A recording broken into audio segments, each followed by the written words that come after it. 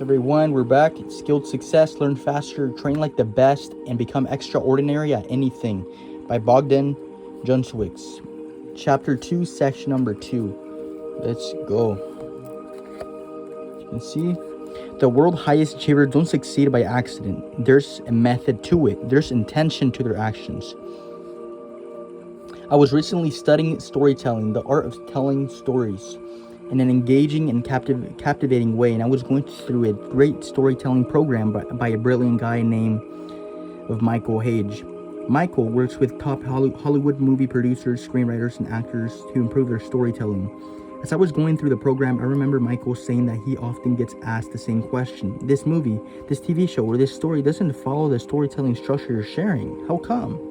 He went on to explain about how he personally works with many of his best Hollywood producers, and that they know all the rules, they know the best practices, and it's only because they know them that they can then go on to break them to see if they can get even better results. And the same happens with the learning, skill acquisition, success rules, frameworks, and principles inside this book. The best results come from first learning the rules and best practices, then progressing to strategically learn the nuances and exceptions to each rule, but all in the search for even greater effectiveness. It all comes back to nuance, and nuances are critically important if you really want to become extraordinary. A sports car athlete, chess player, or business owner that only has one move disregards the nuance and fails to understand the details to the field they're in. Isn't a master. Nuance is about many things. Here's a few examples, all right? So number 1, timing. If you do the right thing at the wrong time, you'll fail. Intensity. If you do the right thing with too much or too little intensity, you'll fail. Number 3, order and sequencing. If you do the right thing in the wrong order, you guessed it, you fail. Context and environments. If you do the right thing in the wrong context or environment, say the right thing to the wrong people, you'll fail. Number 5, intention and motive. If you do the right thing with the wrong intention or motivation, you'll fail. As well as many other elements that make up nuance, doing the right things isn't enough. It will only get you so far. The world's highest achievers thrive because they combine the right actions with the right nuance that they've accumulated over a year of research, testing, failing, self-improvement, and overall skill development. The skill triangle, 5 levels of success. Oh, boom.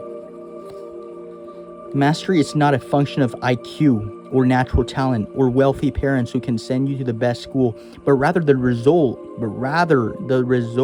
of going through a learning process fueled by the desire to grow and the persistence to push past any obstacles.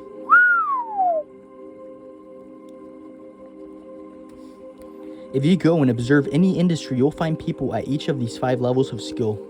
That's right. Bam. Beginner, amateur, professional, master, world class. Bam. By understanding these 5 levels and the progressive path between them, you'll be able to level up your skill far more intentionally, strategically, and predictably. Beginner. When we start developing a new skill for the first time, we suck. No need to hide it. We can admit it. At first we suck. And of course we do. We've never done it before. It's logical to be bad at it first. Everybody starts there. I don't say this to discourage anybody, but rather the opposite, to encourage people to get started.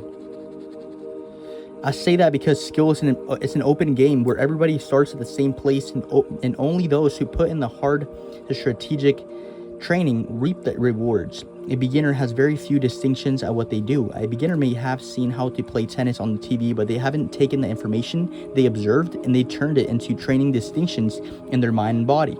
A tennis beginner may be able to hold a racket with the correct hand. That's a distinction. With the right grip, another distinction. In the right angle, yet another distinction. But that will only get them so far, meaning they've accumulated a handful of distinctions about tennis. But if they want to progress to the next level, they're going to have to spend a lot more time learning, accumulating distinctions in the sport. It's important to understand that we've all been here at some point or another. Me, you, everybody, we've all experienced being a beginner at a particular skill. Think back to a new skill you've learned in your lifetime. Think back to the very first encounter with that skill, your first lesson, first training session, or first time doing it. Most people would agree that this first stage is a little frustrating, confusing, and a little overwhelming sometimes. It's because learning a new skill is like entering a new world filled with new etiquette, new language, and new ways of moving, talking, and doing. It is in those moments that I want you to remember these two things. One, everyone starts here. It's a journey. Number two, confusion. It's in your brain. It's in your brain's signal that you're about to learn something new. Confusion is your brain's signal that you're about to learn something new. Think about that. Confusion is your brain's signal that you're about to learn something new. At the first stage, beginner, there's a lot of confusion because there's a lot that you don't know. And that's a big reason people quit. They view confusion as something negative, when really confusion is a gift. It's signal you're about to accumulate new distinctions. I challenge you to make this mental shift and begin to fall in love with confusion, because confusion is something great. Everybody may start as a beginner, but how do they go to the next level? How do they get good at something? Plain and simple, you begin to accumulate distinction insights by allocating time to learn and train the topic or skill you're looking at to get better at. That's it. Accumulate distinctions by allocating time to learn and train the topic or skill you're looking at to get better at. Once again, if you think back to anything you've ever learned in your life, you'll find out that you've been knowingly or unknowingly doing this for every topic or skill you've learned or trained. As you accumulated more distinctions, this is how you do this. Is what not to do. This is how to move that, how to make that look. Within that skill, you've progressed to the next level of skill. An amateur has accumulated more distinctions, a greater depth of distinctions, and therefore has achieved a higher level of skill than a beginner. A tennis amateur has accumulated a few dozen key distinctions in the same sport of tennis. An amateur knows the basics at a decent level. The accumulated distinctions are slightly smaller, finer distinctions, smaller details in the area of art craft, but are still fairly large. Obviously, distinctions and each new accumulated distinctions has a huge performance impact. Comparatively, if Roger Federer, who's already at the world-class level for tennis, wants to improve his tennis ability, he would be focusing on much finer. Let me close this window real quick. There you go. Finer distinctions, smaller details in the art of craft, but are still fairly large. Obvious distinctions, and each new accumulated distinction has a huge performance impact. Comparatively, if Roger Federer, who's already at the world-class level for tennis, wants to improve his tennis ability, he would be focusing on much finer distinctions, like details in the sport of tennis, and each extra distinction that he accumulates will only give him a small, tiny, fractional gain in skill and results. The reason for this is simple. The reason for this is simple. When we first learn something new, we make big progress very quickly. It's because we are accumulating big, clearly visible distinctions. Beyond that, if you've only ever accumulated 20 distinctions, insights into a skill, one extra distinction is a 5% growth total number of distinctions you've accumulated. Meanwhile, if you're a world-class like Roger Federer, you already have thousands and thousands of distinctions accumulated, and one extra is only a 0.1% gain in the number of distinctions you have. And this is why it's easy to make quick progress when you start. And then that progress moves into incremental improvements, like small improvements, detailed improvements as you get good. Okay? Day 2 of learning a new skill. You might get 40% better at the new skill, a big jump, but day 992 of learning a new skill, a 0.1% improvement on your ability is a big win. The key is don't get discouraged by incremental growth. Like that. Don't get discouraged by incremental growth. When you start learning something new, Especially exciting because at first, as you can see in the skill development triangle, you're learning big distinctions. However, later on, once you've learned the big distinction, that's when the learning curve slows down and you begin to make incremental improvements by working on smaller distinctions like finer details, small nuances, tiny tweaks. The problem is that this incremental growth discourages a lot of people. However, what people fail to realize is that yes, the learning curve may slow down, but the upside begins to grow exponentially. Every incremental improvement, every extra mile you go brings you astronomically greater returns because look, number one, a lot of people settle. Number two, you begin to jump the ranks and become one of the best at what you do. Number one, earn far more, impact far more people, and reaps far greater upside than number 4 or number 5. Yet to become the best in the world, you do not need to become 10x or 100x better than second, third, fourth, or fifth best. You just need to be a tiny little bit better. You just need to go that extra mile and pursue that incremental growth, knowing that each increment makes a massive difference to your upside at this level. And the world's highest achievers have become the world's best in part because they simply outlasted those around them. They've been willing to go that extra mile, and that's the challenge for you. Stay in the game and go that extra mile, baby. Beyond an amateur comes the professional who has already accumulated hundreds and thousands of distinctions and has moved into incremental growth. Professional. That's me right here. Ha ha ha ha. Yeah. By this level of skill, the world can clearly see that you have put in a lot of hard work to build up your skill.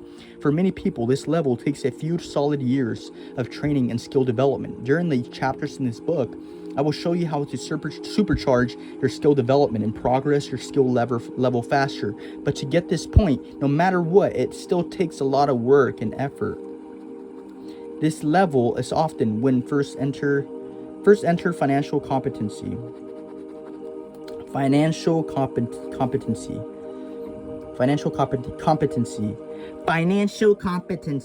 A point during your skill development at which you get good enough to properly financially compensated for your skill. A point during your skill development at which you get good enough to properly financially compensated for your skill. While somebody's a beginner or amateur, often that skill is still just a hobby. They're still waiting to get paid for their skill or getting paid very little. Sometimes people may pay for beginners or amateurs, but in most cases this level professional is when people really get compensated for their skill. I'm not talking about getting a job waiting tables at a local restaurant. I'm talking about the point a musician gets paid to perform at concerts, an upcoming sports star gets paid to play the sport full-time, or when a painter can earn a full-time living selling their art. And samples like these. Only usually at this level, professional, at the real financial rewards kick in, financial competency. And beyond that, the income often just continues to climb with skill. A beginner or amateur will often work for free or get paid very little. A professional will often begin to earn a full-time level exclusively from their skill. A professional approaching mastery will earn a lot more and master even more, and world-class will often get compensated more, exponentially more than others. Although please understand this financial upside varies wildly between industries and professions, and it's also often the result of a combination of skills working together. At this level, professional, the person has accumulated hundreds and hundreds, approaching thousands of distinctions within this area of craft. Important to understanding, there are a huge amount of beginners. Pretty much everybody alive is a beginner at something. There are fewer amateurs. A lot of people drop off, quit, or take a different path. Beyond that, there are even fewer professionals because only a small fraction of people put in the work to become highly skilled at something. Beyond that, even fewer, only a very small percentage ever go on to master their craft, and even fewer even become world-class at what they do. Mastery. Master has accumulated thousands and thousands of distinctions within their area of expertise. Michael Jordan has accumulated thousands and thousands of distinctions in the sport of basketball. Roger Federer has accumulated thousands and thousands of distinctions in the sport of tennis. Oprah Winfrey has accumulated thousands and thousands of distinctions in the skill of human communication. David Copperfield has accumulated thousands and thousands of distinctions in the craft of magic and illusion. And it what makes them masters and even world class at what they do. It's what allowed them to make better, more effective decisions, outperform others, be in the right place at the right time, and succeed beyond the norm. Masters have accumulated thousands of distinctions, including finer, smaller distinctions, nuances, and deeper understanding that together make a huge difference.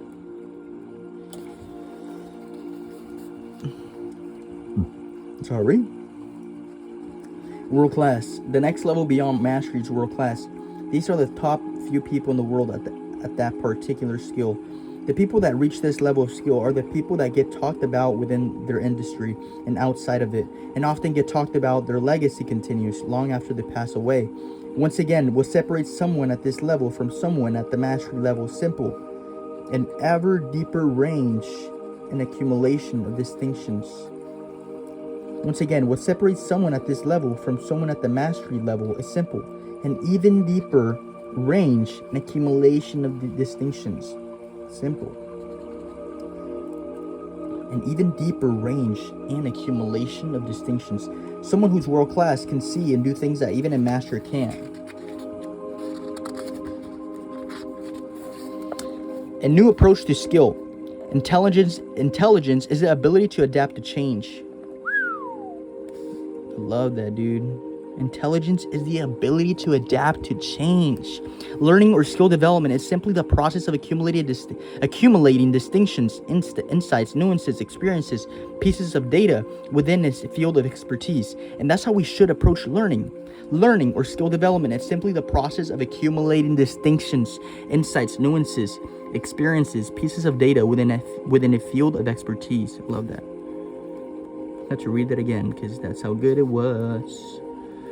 And that's how we should approach learning and skill development. Whenever you're learning, what you're doing is simply accumulating new distinctions, period. You're just accumulating new distinctions while you're learning. And with repetition, your brain is storing those distinctions deeper and deeper into your subconscious mind, as we'll talk about it in the next chapter, where execution becomes more and more automatic and increasingly effortless. However, the best part of this all is that you knowing this, combined with the understanding that achievement is a science, gives you the potential to become as skilled as Michael Jordan, Roger Federer, Madonna, Oprah Winfrey, Elon Musk, Cristiano Ronaldo, Martin Luther King Jr., or Albert Einstein, if you choose to. But the potential exists. And just like in the movie The Matrix, in which a skill can be simply uploaded into a person's brain, it's possible for you to something similar in the real world. Damn, it won't be as easy to do. Far from it. This isn't a movie. This is real life. Let's get serious. However, the potential exists because if you're able to decipher and deconstruct the exact distinctions, insights, nuances, understandings, experiences, and point of view that a particular world-class achiever has accumulated, and you train those exact same distinctions into your mind, often through years of the training, you too can reach the same level of skill as them. It's not easy. Rarely anything really worth doing it's easy. It's not easy, baby. Anything really worth doing is easy. However, it's possible rarely anything really worth doing is easy. However, it's possible. As to how, it requires you to, number one, study somebody's skill to discover the exact distinctions they've accumulated. Number two, be willing to put in a lot of hard work and skill development to develop those same distinctions. The potential exists. You can absolutely become as good or even better than each and every one of those high achievers or others if you're committed to. That doesn't mean everybody will get there. Most people won't. They won't put in the fucking work. They'll choose a different path, a pussy-ass path. They'll have different priorities, but it's very freeing and inspiring to know that the possibility is there. Also, it's important to understand that we're talking about replicating one's skills, not about replicating their success. Replicating Replicating one skill is absolutely possible because it's often independent of context, environment, or timing. Meanwhile, replicating success is much harder and moves into the realm of the near possible because there are many factors far outside our control that we can't replicate, yet we're crucial to that person's success. A great example is Bill Gates or Microsoft. You can absolutely become as skilled as he was in the skills of computing and business, but you wouldn't necessarily be able to replicate his success. This is because, once again, if you took the same actions as he did, you'd started a software computer company in today's world. Number one, you'd be far behind modern innovation. Number two, you'd be facing much greater competition than he did at the forefront of the computing industry. That industry has changed massively since the 1970s and 1980s. Both supply and demand within it has increased massively. Competition has changed. The opportunities have changed, which all, as a result, would get you very different results. Same actions, different timing, different timing and context, different results. Boom. You can replicate his skill, which would give you a massive potential to succeed in business and tech and would possibly impact your results, but other factors must be factored in. It's why if you go back to the skill pyramid visual in the introduction of this book, you'll find it talks about higher skill equals higher income and impact potential. You'll find that it talks about higher skill equals higher income. Higher skill equals higher income and impact potential.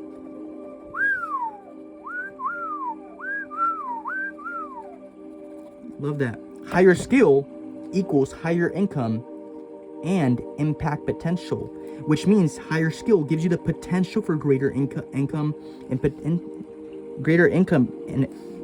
impact, but the end